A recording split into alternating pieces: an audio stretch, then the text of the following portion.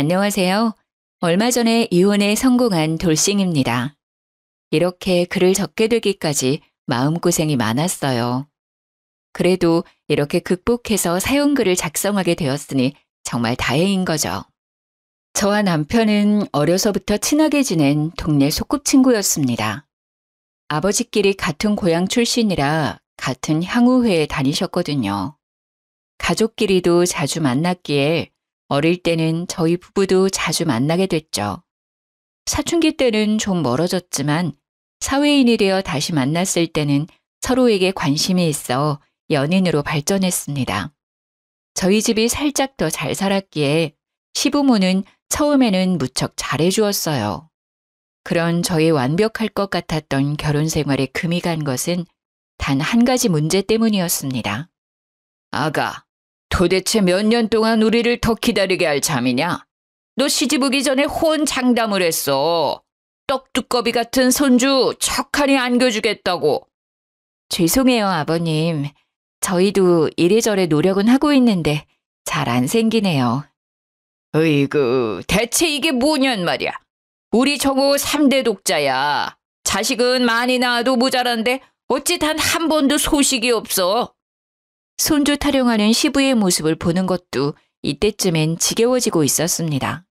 게다가 오기 싫은 시댁에 매번 들리자는 남편에게도 짜증나기 시작했죠. 아버지, 그만하세요. 우리도 다 노력하고 있어요. 조만간 생길 테니 걱정 마세요. 7년 동안 안 생긴 애가 갑자기 생길 리가 있겠냐? 예, 정호야. 조금이라도 젊을 때 애를 낳아야 해. 그래야 잘 키울 수 있어. 너희 애만 낳으면 우리가 다 키워준다고 했지 않니? 너무 그러시면 생길 애도 도망가겠어요, 아버지. 조금만 기다려주세요. 저희 얼른 애 만들어서 아버지 두 손에 안겨드릴 테니까. 이렇게 호언장담의 말을 꺼내는 남편에게도 화가 났습니다. 노력이라고는 하지도 않으면서 최근에는 늦게 들어와 피곤하다, 바쁘다며 저를 외면하기만 하면서 말이죠. 그리고 너 얼마 전에 사업 자금으로 돈 필요하다더니 어떻게 됐어? 아버지한테 손 벌리지 마라. 나는 못 빌려줘. 아, 그건 어떻게든 해결했어요. 장인어른께서 5천만 원 빌려주셨어요. 그래, 애를 못 가지면 그런 거라도 도움이 되어야지. 너한테 있는 건 그 돈 많은 아버지뿐이지 않냐. 그래도 여자한테 제일 중요한 건 후손을 낳는 거야. 일의 경중을 잘 알아서 꼭 이번 연도에는 애를 가질 수 있도록 해. 네, 아버지. 걱정 마세요. 매번 시댁에 올 때마다 죄인이 되어가는 제 마음은 이때쯤에는 거의 마모되어 있었습니다. 그런 제게 이런 모욕적인 언사를 퍼붓는 시부의 모습은 거의 귀신처럼 보여 저는 노이로제에 걸리기 일보 직전이었습니다. 결국 그날도 집에 돌아온 저는 남편에게 부탁했습니다. 여보, 우리 난임센터 한번 가보자. 응? 뭘 그렇게까지 해. 우리 둘 다 건강하고 문제 없잖아. 조만간 곧 생길 거야. 무슨 소리야. 이제 좀 있으면 나도 30대 후반이야. 체력 더 떨어지기 전에 뭐라도 해봐야 될 거 아니야. 괜찮다니까. 너무 초조해하면 생길 애도 더 안 생겨. 자기는 모르잖아. 내가 받는 스트레스. 시댁만 가면 내가 죄인이 된 것 같아. 매번 똑같은 이유로 구박받는 내 기분 자기는 절대 몰라. 시댁에 다녀온 날에는 하루도 빠짐없이 저와 남편은 다툼이 생겼습니다. 이유는 난임센터라도 가보고 싶은 저와 그럴 필요 없다는 남편의 의견이 항상 충돌했기 때문이었습니다. 내가 그걸 아니까 매번 아버지 잘 타이르고 있잖아. 나한테만 왜 자꾸 뭐라고 하는데. 그리고 난임센터 가려면 자기 혼자서 가봐. 나는 절대로 거기 안 갈 거야. 문제 있는 사람 취급하는 것도 하루 이틀이지. 그럼 나더러 어쩌라는 건데. 왜 매번 내가 그런 이야기를 들어야 해? 나도 우리 집에서는 귀한 외동딸이야. 이런 이야기 들어야 할 이유가 전혀 없는 사람이라고. 설사 나한테 문제가 있다 하더라도 요즘 세상에 어떻게 그런 말을 하실 수가 있냐고. 하고 싶은 말 있으면 아버지한테 직접 이야기해. 나한테 이런 이야기 백날 해봤자 소용없어. 당신이 나랑 계속 살고 싶으면 어쩔 수 없는 거 아니야? 남편과의 대화는 거의 극을 치달았습니다. 모욕을 받아 스트레스에 심하게 노출된 저와 시부와 저 사이에서 아무것도 하고 싶어 하지 않는 남편. 저는 그때까지만 해도 남편을 좋아하는 마음이 더 컸기에 이 모든 것을 감내하고자 했어요. 바보처럼. 그렇게 결혼 7년 차이는 구박이 더 심해져 이제는 대놓고 저의 불임에 대한 이야기를 하시기에 이르렀습니다. 그러나 그건 제가 생각한 것보다 더 수치스럽고 힘든 일이었어요. 다년간의 폭언으로 단련된 저도 부모님과 관련되니 참을 수 없었거든요. 이혼을 결심한 그날은 김장 때였습니다. 예, 넌 무슨 밥을 그리 많이 먹어? 애 하나도 가지지 못하는 며느리가 시댁밥을 이렇게 축내다니 나중에 집에 가서 먹어. 그래, 설마 꼴랑 김장하러 왔다고 밥 얻어먹을 생각하는 건 아니지? 너한테 줄 밥도 아깝다. 우리 집에서 사람 대접받고 싶으면 빨리 손주나 만들어 와라. 그 전에는 난 너 며느리로 인정 못 해줘. 김장을 하러 시댁에 와서 일을 실컷 하고 밥을 먹는 중에 시부모가 한 말이었습니다. 저는 화가 머리끝까지 났지만 말대꾸를 할 여력도 없었고 그 당시 제 마음에는 혹시 제가 잘못돼서 그런 거면 어쩌지 하는 불안감 때문에 아니라고 말할 수도 없었어요. 결국 저는 그 말에 숟가락을 식탁에 놓았습니다. 본래부터 입맛이 없었는데 그런 소리를 들으니 목구멍에 돌이 막힌 것처럼 밥이 들어가지를 않더라고요. 저는 남편이 결혼 전에 쓰던 시댁의 방으로 들어갔습니다. 밥을 다 먹은 남편이 방으로 들어왔길래 저는 남편을 붙잡고 하소연했습니다. 당신 진짜 협조 안 해줄 거야? 우리 진짜 인공이나 시험관이라도 한번 해보자. 솔직히 당신 요즘에는 나하고 관계도 피하고 있잖아. 하늘을 못 보는데 무슨 별을 따. 어? 제발. 싫어. 나는 그렇게 강압적으로 숙제하듯 하는 건 싫다고. 게다가 너도 그래. 내가 그럴 마음이 들도록 만들어줘야지. 요즘 당신 모습 보면 솔직히 그럴 마음 싹 사라져. 당신이 이러니까 내가 매번 시댁에 와서 구박받는 거 아냐. 애는 나 혼자 가져? 당신이 안 도와주면 내가 어떻게 애를 만들어.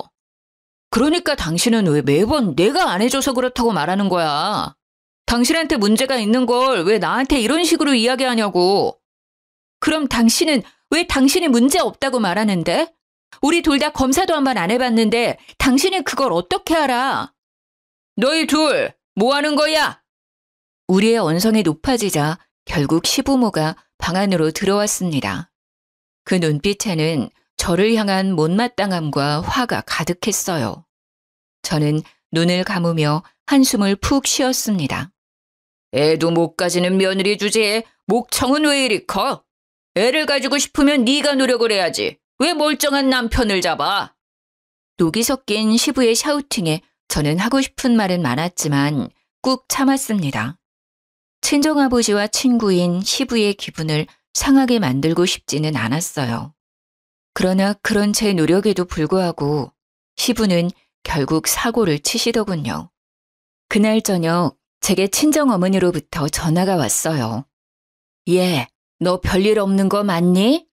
너 혹시 그 집에서 구박당하고 막 이러는 거 아니야? 엄마는 갑자기 전화해서 무슨 말을 하는 거야. 괜찮아, 별 문제 없어.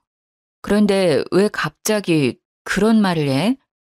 얘, 지금 너희 아버지랑 향후에 저녁 모임 갔다 오는 길인데 세상에 사돈이 우리 보는 앞에서 네 욕을 하지 뭐냐?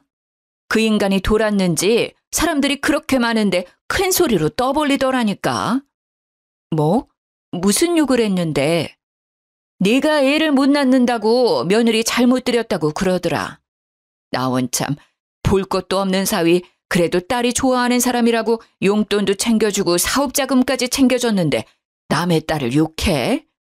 엄마가 잘못 들은 건 아니고 설마 아버님이 우리 아버지한테 그런 말을 했을 리가. 그래도 사돈이기 이전에 친구 사이인데 내 귀로 똑똑히 들었어. 아주 우리 들으라고 큰 소리로 말하더라. 게다가 아유 내가 어이가 없어서 그 말만 한 줄 아니? 아주 몰상식하고 시대착오적인 말을 하는데 또 뭐라고 하셨는데? 아니다. 듣지 마. 너 기분 안 좋아. 엄마가 괜히 화가 나서 너한테 전화했어. 너한테 이런 얘기하는 게 아닌데. 미안해. 말을 하려던 엄마의 입이 갑자기 무거워졌습니다. 그 모습에 묘하게 오기가 생겨 저는 어머니를 추궁했습니다. 뭐라고 했는지 말해봐. 사실 나 애 못 가진다고 시댁에서 자주 구박받아. 항상 나한테 하던 말씀 하셨겠지. 뭐? 진짜로 그래? 너 진짜로 옛날 같으면 첩이라도 드릴 판이라는 말을 듣는 거야? 아니, 대리모라도 쓰라는 그런 말도 안 되는 소리까지 들어? 이게 무슨 일이야? 너 당장 이혼해. 엄마는 절대로 그 집에 너 안 놔둘 거야. 설사 네게 문제가 있다 하더라도 시부가 어떻게 며느리 욕을 그렇게 아는 사람 많은 데서 할 수 있어? 화가 난 친정어머니의 그 말에는 저도 깜짝 놀랐습니다. 어떻게 그렇게 심한 말을 했을까? 그것도 사람의 많은 향후회에서 남들 다 들으라고. 엄마, 흥분하지 마. 일단은 알겠어. 너무 마음 쓰지 말고. 예, 나는 괜찮아. 나는. 근데 너희 아버지 묘하게 경직돼서는 화를 참는 모양인지 한숨을 푹푹 내쉬고 앞으로 향후의 모임에 나갈 수 있으려나 모르겠어. 하나뿐인 외동딸 얼마나 애지중지하는지 잘 알잖니. 그런 외동딸을 사돈이 그렇게 흠 있는 여자로 소문냈으니 저는 친정어머니의 말에 아무 대꾸도 하지 못했습니다. 모두 제 잘못인 것만 같고 제가 무언가라도 해야 할 것 같다는 생각이 들었어요. 어머니와 전화를 끊은 저는 남편이 들어오기를 기다렸습니다. 그날따라 남편은 늦게 도착했고 저는 어두컴컴한 안방에서 잠도 이루지 못한 채 남편을 맞이했습니다. 여보, 우리 내일 당장 난임센터 가자. 갑자기 무슨 소리야. 그건 안 하고 싶다고 이야기했잖아. 내 친구들이 그냥 마음 편하게 먹고 있으면 생긴다고 했다니까. 그리고 나는 진짜 괜찮아. 절대로 문제 없어. 당신 내가 무슨 소리 들었는지 알기나 해?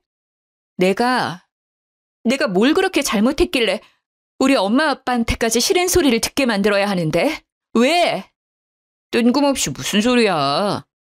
시아버님께서 향후에 가셔서는 우리 엄마 아빠 들으라고 크게 말씀하셨다더라. 애 못 낳는 며느리 들여서 집안 망하게 생겼다고. 옛날 같으면 첩을 들였을 거라고 대리모를 생각하고 있다고. 그 이야기를 엄마한테 전해 듣는 내 기분이 어떨지 당신은 궁금하지도 않지. 아니, 그 이야기를 직접 들은 우리 부모님 기분이 어떠셨겠어? 설마 아버지가 진짜 그러셨겠어? 장인 장모님이 과장되게 말씀하시는 거겠지. 궁금하면 향후에 낳았던 다른 분들께 물어보시던가. 항상 이런 식이잖아. 난임센터 가서 애 가지는 사람 생각보다 많아. 우리도 충분히 생길 수 있고. 그런데 당신이 도와주지 않으면 나는 영원히 애를 못 가져. 진정 좀 해. 그렇다고 갑자기 그렇게 가자고 하면 나도 준비를 해야 하는데. 잘 생각해봐. 내가 임신하면 양가 부모님들이 가만히 계시겠어? 첫 손주를 위해 우리 아버지가 뭐라도 해줄 것 같지 않아? 남편의 뜨뜻미지근한 반응에 저는 커다란 미끼를 던지기로 했습니다. 언제나 사업 자금이 부족하다는 남편에게 제 아이를 담보로 아버지에게 돈을 받자고 이야기를 꺼낸 것입니다. 아이를 담보로 이런 거래는 안 된다는 생각에도 이런 말을 꺼내게 만든 상황이 저는 너무 원망스러웠어요. 물론 이렇게 말하지 않아도 친정 아버지는 저와 아기를 위해 뭐라도 해주시려고 하시겠죠. 그러나 직접 제게 이야기를 들은 남편은 그 이야기에 혹하는 것 같더라고요. 알았어. 이번 한 번만 갔다 오자. 다음번은 안 갈 거야. 알았지? 어차피 내 문제는 아니라는 거 거의 확실하다니까. 당신이나 마음의 준비를 해. 당신이 문제면 진짜 답도 없어. 묘하게 확정적인 남편의 말에 저는 남편이 어디서 검사라도 몰래 해봤나 하는 생각이 들었지만 겨우 남편을 설득한 것 같아 첫발을 뗀 기분에 그 생각을 무시했습니다. 응, 고마워. 가서 검사만 해주면 나머지는 내가 다 알아서 할게. 고마워, 여보. 결국 그의 승낙을 받아낸 저는 남편과 함께 다음 날 난임센터로 향했습니다. 저도 남편도 검사를 받고 결과를 기다리고 있는데 갑자기 저와 남편 폰이 동시에 울리기 시작하더군요. 저에게는 시모가, 남편에게는 시부가 전화를 했더라고요. 무슨 일인가 싶어 전화를 받았더니 지금 당장 시댁으로 오라고 하더라고요. 볼일만 보고 갈 거라고 했더니 당장 와야 한다고 하도 성화셔서 결국 남편은 검사 결과는 나중에 듣자며 저를 데리고 시댁으로 향했습니다. 저는 간호사에게 내일 결과를 들으러 오겠다고 당부한 뒤 남편을 따라 나섰습니다. 시댁에 갔더니 단아한 여자 구두와 어린아이 신발이 있더라고요. 처음에 저는 어디 친척이라도 오신 줄 알았어요. 거실에는 시부모님이 싱글벙글 어린아이를 안고 계셨고 그 앞에는 한 여자가 앉아 있었어요. 짧은 머리가 유난히 잘 어울리는 여자였어요. 그녀는 저를 한 번 슬쩍 보더니 싱긋 웃고는 다시 아이를 안고 있는 시부를 쳐다보았어요. 저는 남편의 옆구리를 찌르며 물었습니다. 여보, 저 사람 누구야? 제 말에도 묵묵부답인 남편의 옆얼굴은 이상하게 잔잔했습니다. 오랜만에 만난 사이라면 반가울 법도 한데 말이죠. 그런데 남편이 그 여자 옆에 앉더라고요. 저도 그래서 남편의 옆에 자리를 잡고 앉았습니다. 정호야, 이 여자가 너 찾아왔어. 우리는 대충 얘기를 들었다만 네 안사람도 들어야 되지 않겠니? 여러모로 정리를 하려면. 저는 시모의 말을 이때까지만 해도 이해를 할 수 없었습니다. 그러나 시모의 말에도 남편은 말을 꺼내지 못하고 있었습니다. 정호 씨가 말하기 힘들어하니까 제가 말씀드릴게요. 저는 정호 씨와 4년간 사귄 김선영이라고 해요. 네? 제가 당신 몰래 정호 씨와 사귄 여자라고요. 내연녀 라는 말은 싫어하지만 이 단어가 제일 이해하기 쉽겠죠? 무슨 소리 하시는 거예요? 이 남자랑 사귀었다고요? 현재도 사귀고 있는 중이죠. 저희 4년간 사귀면서 아이도 낳고 잘 지냈어요. 솔직히 그렇게 그냥 지낼 수도 있었는데 정호 씨 시댁에서 손주 문제로 힘들다는 이야기를 듣고 이렇게 제가 직접 찾아왔어요. 저는 점차 열이 오르는 것이 느껴졌습니다. 게다가 남편에게 오려는 아이의 모습을 보니 그 말이 거짓도 아니라는 걸 느꼈습니다. 남편은 능숙한 솜씨로 아이를 안아주더군요.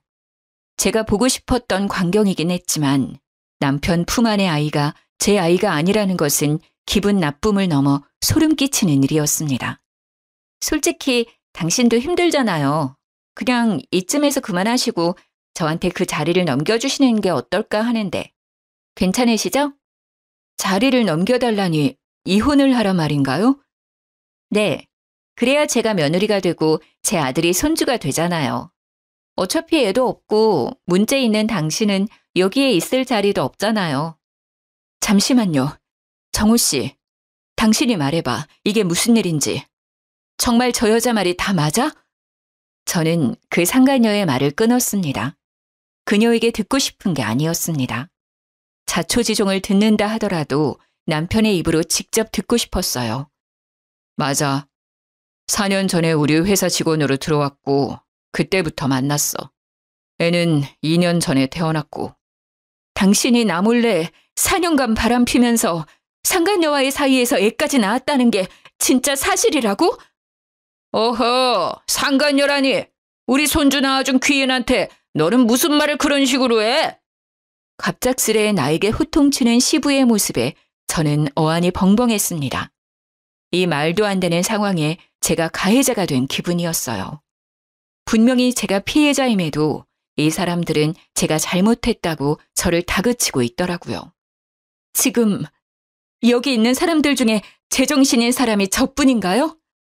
어느 시댁에 정식으로 결혼한 며느리보다 상간녀를 더 두둔하시는 건가요? 이건 아니죠. 어디서 말을 함부로 해? 이게 다 네 잘못 아니냐? 네가 애 못 낳는 성녀라는 걸 알았으면 절대 너랑 우리 정호 결혼시키지 않았을 거다. 제가 성녀인지 아닌지 어떻게 아시는데요? 왜 제가 항상 문제라고 말씀하시는 거냐고요? 네가 못한 걸 정우 애인이 해주지 않았냐? 어디서 목청을 크게 높여? 네가 뭘 잘했다고? 7년 동안 시간만 잡아먹으면서 대까지 끊기게 만들고. 심한 것, 그러고도 하늘 같은 시어른 얼굴을 똑바로 보면서 말대꾸를 해? 시부의 반발은 어마어마했습니다. 잘못한 것은 분명 남편인데 어느새 모든 질책은 제가 받고 있었습니다. 그리고 이 장면을 보며 은은한 미소를 짓고 있는 상간녀의 모습에 저는 머리가 빡 돌아버리는 것을 느꼈습니다. 아, 그러셨어요? 그러면 알겠습니다. 이혼하고 싶다고 하시니 이혼 소송, 상간녀 소송 같이 진행할게요. 이 집안의 이상한 규칙이 아니라 법적으로 따지고 보면 여기서 잘못한 건 거기 있는 남자와 여자거든요.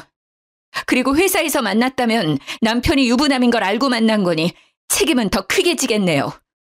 소송? 네가 뭐가 잘나서 소송을 걸어? 이 집안에 도움이 된 적도 없는 주제에 무슨 소송? 돈 낭비하지 말고 합의 이혼해. 죄송하지만 아버님은 모르시겠지만 남편이 친정아버지께 빌린 돈을 아직 갚지 않았거든요. 사업자금 5천만 원, 그리고 틈틈이 용돈도 받아갔죠.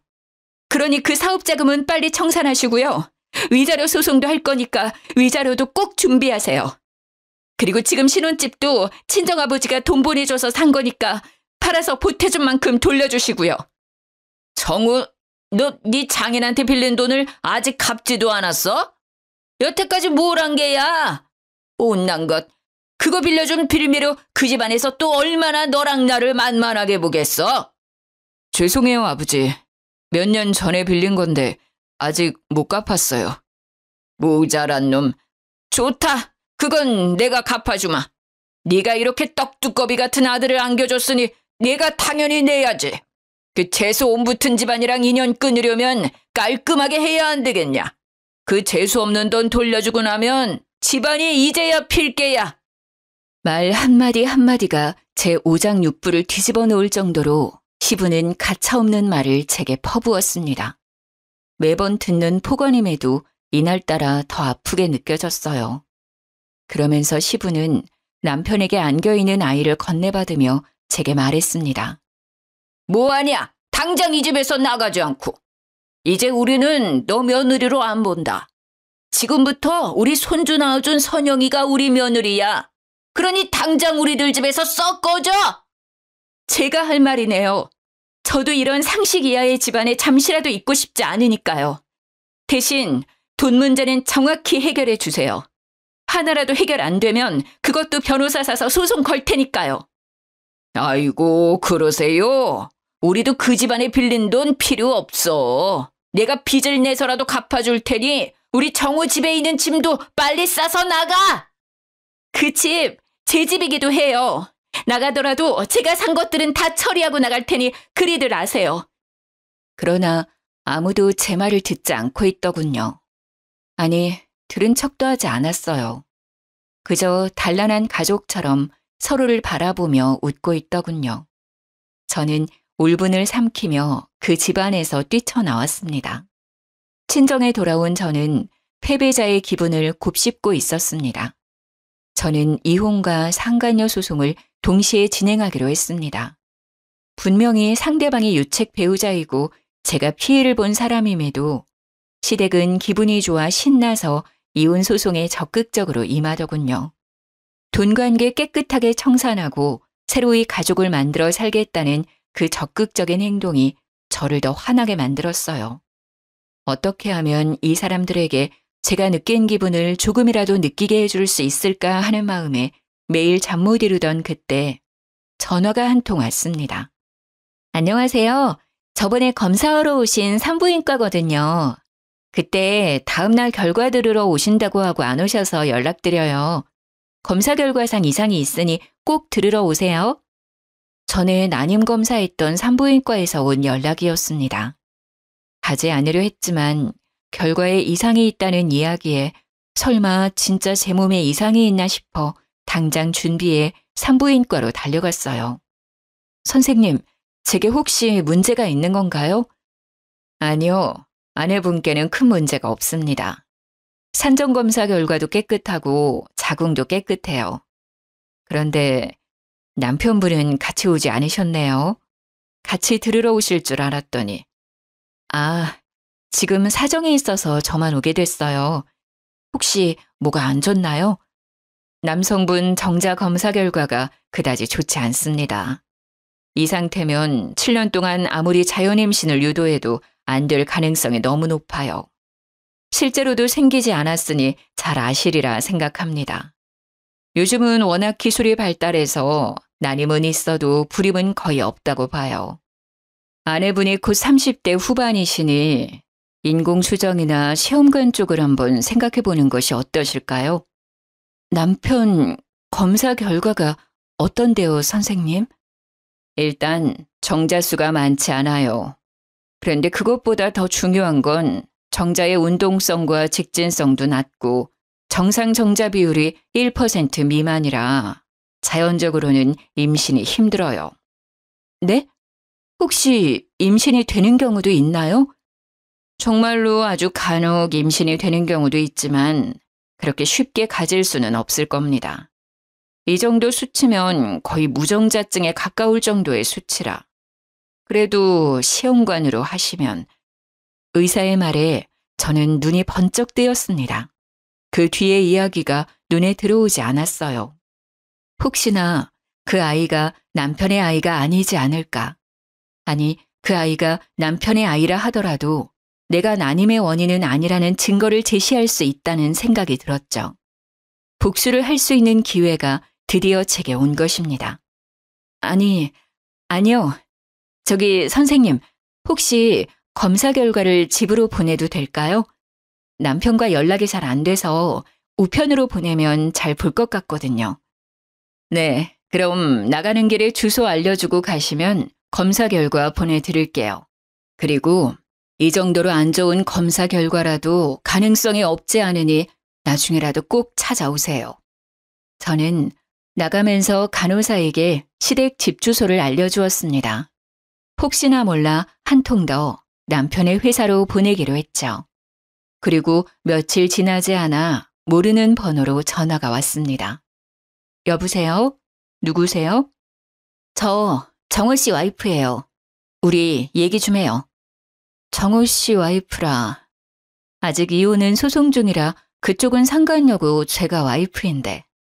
뭐 이제 와서 그런 건 상관없겠죠. 그런데 무슨 일 때문이시죠? 당신이 우리 집에 그거 보냈죠? 그거라니 뭘 말하는 거죠? 검사 결과지요. 그걸 보낸 의도가 뭐예요?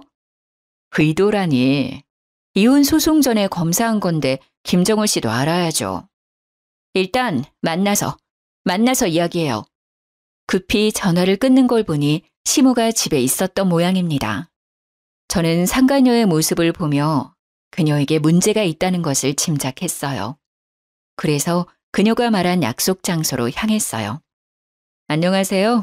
얼굴 좋아 보이시네요. 저는 웃으며 폰을 자연스레 테이블 위에 뒤집어 올려두었습니다. 못 본 사이 퀭해진 상간녀의 얼굴에 저는 웃음이 절로 났습니다. 당신, 왜 그런 검사지를 시댁으로 보낸 거예요? 이러신다고 달라질 거 아무것도 없어요. 우리 애는 남편 애고 나는 그 사람 애를 낳은 유일한 여자니까. 아, 그러세요? 그러면 걱정할 일도 아니지 않나요? 왜 굳이 저를 불러내서 이야기를 하는지 잘 모르겠네요. 당신이 떳떳하면 그만이지. 그리고 떳떳하면 그 결과지 정호 씨한테 그냥 줘요. 그걸 왜 감추고 저한테 보자고 한 거죠? 떳떳하고 말고의 문제가 아니잖아요. 괜히 분란만 일으키려고 보낸 거나 마찬가지면서. 이보세요. 저는 그럴 생각 없어요. 저야말로 그 집과 인연 끊고 싶은 사람이니까요. 다만 그 검사 결과지에는 김정호 씨의 검사 결과가 있었고 그걸 들으러 가지도 않은 김정호 씨를 위해 결과를 우편으로 보낸 것뿐이에요. 그렇지만 굳이 그런 결과를 우편으로 보낼 필요가 있으셨나요? 남편이 멀쩡하다는 증거가 바로 우리 애예요. 게다가 저희는 이미 가족이라고요. 당신 같은 외부자가 왈가왈부할 일이 아니라고요. 그러니까 그렇게 당당하시면 친자 검사라도 해보면 되잖아요. 당신 말대로라면 그 아이는 1%의 기적을 만들어낸 아이일지도. 의사는 자연임신 성공률이 굉장히 낮다고 했지만 이렇게 임신하셨잖아요. 그럼 축하받을 일이죠. 제게 찾아와서 따질 일이 아니라. 저는 절대 안 해요. 제가 왜 친자 검사를 해요? 우리 애는 정우 씨 애가 확실하다고요. 그러세요? 다행이네요. 김정우 씨 3대 독자라 시부모께서 손주에 대한 애정이 남다르시거든요. 그때 보셔서 아시겠지만 손주라면 간이고 쓸개고 다 빼주실 위인이시라. 저는 상간녀의 얼굴이 허옇게 질린 것을 보고 웃어주었습니다. 그리고는 말이 다 끝난 것처럼 자리에서 일어나며 뒤집어 놨던 폰을 들어서 귀에 댔습니다. 다 들었지, 김정우 씨? 걱정할 필요 없겠는데? 이렇게 대쪽같이 당신애라는데 거짓말은 아니겠지. 친자 검사는 자기가 알아서 하시고 이제 둘이 이야기하면 되겠네. 저는 폰 너머 소리치는 남편의 목소리를 무시하며 전화를 끊었습니다. 제 모습에 상간녀의 얼굴이 허옇게 질렸더라고요. 당신 뭐 한 거야? 설마... 네, 방금 그 전화 김정은 씨고요. 똑같은 검사지 그 사람 회사에도 하나 더 보냈어요. 혹시 누가 헛수작해서 못 볼 수도 있으니까요. 제 예상에 맞아서 그렇게 하셨죠.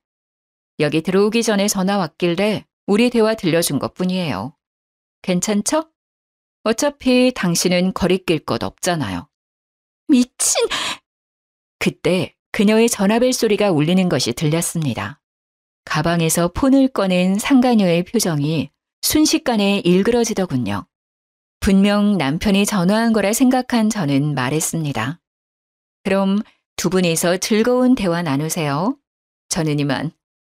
저는 가슴속에 맺혀있던 돌덩이가 시원하게 내려가는 기분을 느끼며 밖으로 나왔습니다.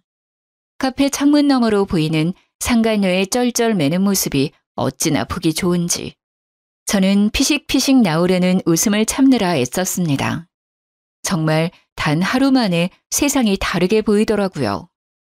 상간녀의 모습을 보아하니 그녀도 뒤가 구린 구석이 있었나 보더라고요. 그렇게 일이 끝나는 줄 알았습니다만 몇 주 뒤 남편이 저를 찾아왔어요. 여보, 우리 이야기 좀 해. 미안한데 난 할 말 없어, 김정우 씨. 그리고 여보라고 부르지 마. 곧 관계 청산할 사이에 무슨 여보? 게다가 당신 여보는 시댁에 잘 있지 않아? 당신 애도. 우리 제발 이제 그만하자. 내가 사과할게. 내가 인정할게. 이혼 소송 취소하고 다시 돌아가 우리. 미안한데 나는 그 집에 안 돌아가. 나 나갈 때 무슨 소리를 들었는지 당신도 잘 알지? 그런 소리를 듣고도 다시 돌아오라는 말을 해? 당신 시부모님이 나 다시 돌아오는 거 불쾌하게 여기실 거 아니야. 어머니도 아버지도 이제 2번 다시 당신한테 안 그럴 거야. 내가 무조건 못하게 막을게. 당신이 원하면 본가는 나 혼자 다닐게. 뭐든 당신한테 다 맞춰줄 테니까 제발 다시 시작하자 우리. 정신 차려. 당신 애 아빠야. 상간녀랑 사이에 애까지 가져놓고 나한테 와서 도대체 왜 이러는데? 애랑 그 여자랑 알콩달콩 살아. 내 애가 아니었어. 그랬어? 그런데 어쩌라고? 비장하고 오열하는 듯 말하는 남편에게 저는 덤덤하게 되받아쳤습니다. 내 애가 아닌 다른 남자애였어. 그때 나랑 동시에 만나던 사람이 있었는데 그 남자 아이래. 그 남자랑 동거하면서 생긴 아이라고 하더라고. 그때 나한테 온 건 이미 계획된 거였더라고. 우리 집이 돈이 많을 것 같으니까. 그 남자하고 이야기해서 우리 집에 들어와서 사는 걸로. 믿고 싶지는 않은데 그 남자와 여전히 만나고 있더라고. 그래? 근데 그게 다 나랑 뭔 상관이야? 우린 이미 이혼 소송 진행 중이야. 그리고 난 그 상간녀 소송도 취하할 생각 없거든? 당신이 뭔가 피해를 봤으면 그 여자랑 해결해야 하는 거 아니야? 왜 나한테 와서 이러는지 모르겠는데? 나 속았다고! 그 여자 완전 선수였어! 그런 미친년한테 속은 내가 불쌍하지도 않아? 그럼 애 못 가진다고 상간녀 앞에서 쫓겨나간 나는 불쌍하지도 않았어? 어떻게 하나부터 10까지 다 자기 생각만 해? 그래, 너 불쌍하다. 그런데 난 안 불쌍하니? 네가 인간이면 여기 와서 이러는 거 정말 잘못된 거라는 생각 안 들어? 미안해. 그러니까 사과하잖아. 거기다가 장인어른께 빌린 돈 5천만 원도 그 여자한테 속아서 뺏겼어. 그 돈은 애 아빠한테 다 줬다고 하더라고. 어차피 지금 당장 그 돈도 못 갚아. 그러니 소송 취하하고 재결합하자. 어? 내가 정말 더 잘할게. 미안한데 나는 당신에게 돌아가고 싶은 마음이 하나도 없어. 뭐 때문인 줄 알아? 나도 애가 갖고 싶거든. 근데 당신은 나에게 애를 줄 수 없잖아. 당신이 애를 줄 수 있다 하더라도 나는 상간녀랑 바람피는 남자 유전자를 내 아이한테 물려주고 싶지가 않아. 솔직히 당신이 사실상 무정자증인 걸 알고 나니 이 이혼 소송이 참 고마워지고 있는 참이야. 어떻게 그런 식으로 말할 수가 있어?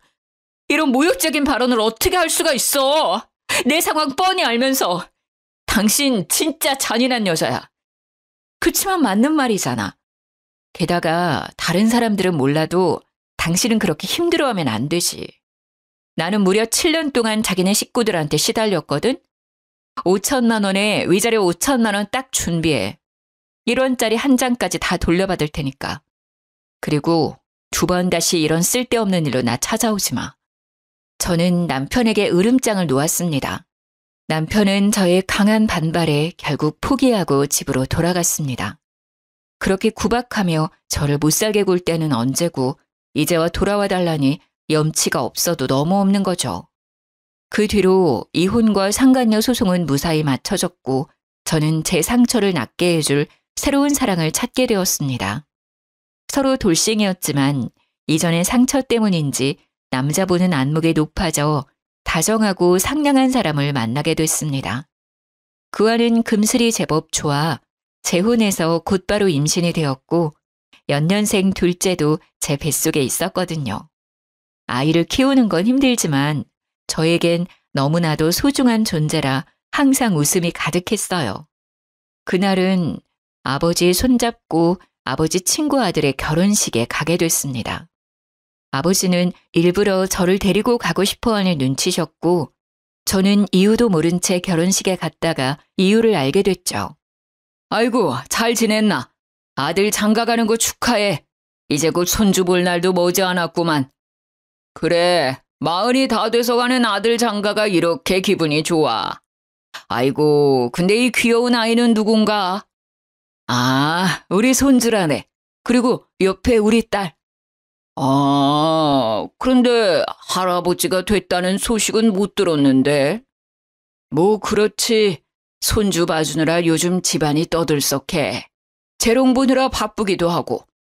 이 작은 녀석이 우리 집 주인이지. 즐거운 마음에 농까지 섞어가며 대화를 나누던 친정아버지와 그 모습을 궁색한 표정으로 바라보고 있는 전 시부가 보였습니다.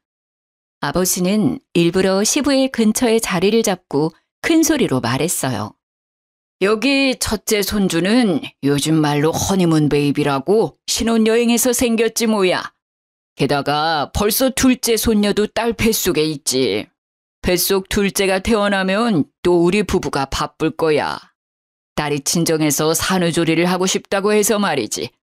그런데 그전에는 애가 안 들어선다고 그리 난리더니 어찌 잘 됐나 보군. 축하해. 우리 집이 경사가 아니었구만. 친정아버지의 친구는 아직도 제가 재혼한 걸 모르시고 계셨습니다. 그러게나 말이야. 이렇게 멀쩡하게 애만 잘 낳는 애를 그리 몰아세우고 말이지. 요즘에는 손주가 말이 많이 늘어서 말이지. 같이 놀면 재미가 있어. 날 닮았는지 배우는 것도 빠르고. 아버지의 손주 자랑하는 말에 주변 아버지 지인분들께서 웃으며 아버지 말에 수긍했어요. 그 말을 듣던 사람 중 단 2사람만이 끼어들지 못하고 썩은 표정으로 앉아 있었습니다. 바로 시부와 시모였습니다. 아유, 김씨, 천만다행이야. 3대 독자 대 끊긴다며 그리 걱정을 하더니 이렇게 귀여운 손주가 둘이나 생겼지 않나. 자네도 축하해. 겨우 독자 집안 탈출이구만. 그간의 사정을 모르는 사람들이 시부를 향해 축하의 말을 보내자 시부의 얼굴이 썩어가고 있었어요. 저는 웃으며 시부에게 말을 걸었습니다. 어머, 오랜만에 뵈어요. 아이 낳아줄 여자 찾았다며 절 쫓아낸 뒤로 처음 뵙는 것 같네요. 잘 지내셨죠? 4년 전에 이혼하고 한 번도 뵙지를 못했네요. 그래. 시부의 반응에 근처 어른들 반응이 더 웃겼습니다. 이혼을 했어? 이제는 사돈지간이 아니구먼. 이런, 내가 큰 실례를 했어. 아이고, 왕래가 없는 동안 그런 일이 있었어? 그런데 보자. 애가 안 생기다가 이혼 후에 둘이나 생겼으면 김씨 아들한테. 아유, 그랬군. 아이고, 이러잖아. 이거 우리가 괜한 말을 했구만. 아니요, 괜찮아요. 다들 모르시는 게 당연하죠. 사실 제가 이혼한 지 좀 됐거든요. 제가 애를 못 가져서 결국 쫓겨났죠. 저도 항상 죄송한 마음이었는데 손주가 생기셔서 마음을 좀 놨어요. 새 며느님이랑 손주는 잘 지내고 있나요? 제 말에 시부의 얼굴은 점점 굳어가며 시뻘겋게 달아오르기 시작했습니다. 시모는 안절부절 못하며 시부의 안색을 살피기 바빴어요. 아니, 그게 무슨 말이야? 김씨한테 손주가 있어? 서로 재혼을 했다는 말이야? 네, 저 쫓겨나던 날 새 며느님이 아기 데리고 집에 왔더라고요. 그때 그 애가 2살쯤이었으니 지금쯤 6살은 됐을 텐데 많이 컸겠죠? 어찌나 귀여운지 엄마를 쏙 닮았던데요. 제 말에 시부는 결국 참지 못했는지 자리를 박차고 일어나 나가버렸습니다. 그리고 시부의 곁에 있던 시모도 황급히 시부를 따라갔습니다. 왜 저래? 아니, 새 며느리의 손주까지 생겼다면 됐지. 뭐 서로 마주하기에는 얘 과거가 좀 그렇지만 서로 가정을 다 이루고 있는데 뭐가 저리 마음에 안 든다고 가버리는 거야? 시부는 결국 알아버리고 말았던 것 같습니다. 자신의 새로운 며느리가 낳은 손주가 자신의 핏줄이 아니라는 것을요. 그것을 밝히지도 못하고 그저 떠날 수밖에 없었던 시부의 모습이 어찌나 작아 보이는지 실소가 터졌어요. 떵떵거리며 저를 질책하던 시부의 모습은 온데간데 없고 황급히 내빼는 꼴이 참으로 옹졸해 보였습니다. 친정아버지는 그제야 짐을 내려놓은 것처럼 어깨를 펴고 친구분들과 이야기를 나누며 다니셨어요. 그간 모임에 나올 때마다 불편했을 친정아버지가 밝아지신 것만으로도 저는 너무나 다행이라고 생각해요. 그 뒤 시부와 시모는 향후회에서 볼 수 없었습니다. 나중에 들은 이야기지만 시부는 새 며느리와 손주의 사기에 자기 아들도 본인 자식이 아닐지도 모른다는 의심병이 돋았나 봐요. 결국 전 남편과 시부의 친자 검사까지도 했다고 하더라고요. 그걸로 시모와 시부의 사이가 급격히 틀어졌고 시모는 시댁을 나와 전 남편 집에서 살고 있다고 해요. 전 남편은 상간녀가 자신의 직장으로 찾아와 아들만은 버리지 말라고 애걸복걸 매달렸다나 봐요. 그걸 매몰차게 내쫓아버리는 모습에 회사에서는 천하의 나쁜 놈이 되었고 결국 그 아이가 자기 아들이 아니라는 말은 하지 못한 채 자진 퇴사를 했다고 하더라고요. 정말 웃긴 일이 아닐 수 없네요. 그러게 제가 애초부터 난임 검사를 하자고 요구할 때 했으면 나중에 그런 사기꾼 여자에게 사기를 당할 일은 없었을 텐데. 그 여자에게 기분은 나빴지만 어찌 보면 다행이에요. 계속 그 집구석에 있었으면 저도 미쳐버렸을지도 모르니까요. 어때요? 제 이혼 이야기가 재미있으셨나요?